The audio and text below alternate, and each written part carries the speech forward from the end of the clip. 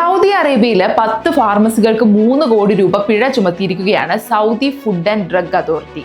ഔഷധ സംഭരണവും വിതരണവും സംബന്ധിച്ച നിയമങ്ങൾ ലംഘിച്ചതിനാണ് ഫാർമസികൾക്ക് 17 ലക്ഷം റിയാല്, അതായത് ഏകദേശം 3.75 കോടി രൂപ പിഴ ചുമത്തിയത്. ഗൾഫ് ന്യൂസ് ആണ് ഇക്കാര്യം റിപ്പോർട്ട് ചെയ്തത്. വിപണിയിൽ മരുന്നുകളുടെ ലഭ്യതയും സുരക്ഷയും ഉറപ്പാക്കുന്നതിന്റെ ഭാഗമായാണ് ഈ നടപടി. മരുന്നുകളുടെ നീക്കം നിരീക്ഷിക്കുന്ന ഇലക്ട്രോണിക് സംവിധാനമായ RST വഴി വിവരങ്ങൾ കൃത്യമായി റിപ്പോർട്ട് ചെയ്യാത്തതിന് 7 ഫാർമസികൾക്കും, രജിസ്റ്റർ ചെയ്ത മരുന്നുകൾ പ്രാദേശിക വിപണിയിൽ ലഭ്യമാക്കാത്തതിന് 2 ഫാർമസികൾക്കും പിഴ ലഭിച്ചു. കൂടാതെ മരുന്നുകളുടെ ക്ഷാമമോ വിതരണ തടസ്സമോ 6 മാസം മുൻകൂട്ടി അറിയിക്കാത്തതിന് 1 ഫാർമസിക്കെതിരെയും നടപടിയെടുത്തു. നിർമ്മാണം മുതൽ ഉപഭോക്താവിലേക്ക് എത്തുന്നതുവരെ മരുന്നുകൾ ട്രാക്ക് ചെയ്യുന്നതിനും വ്യാജ മരുന്നുകൾ തടയുന്നതിനുമാണ് സൗദി വിഷൻ 2030 ഭാഗമായുള്ള RST സിസ്റ്റം ഉപയോഗിക്കുന്നത്.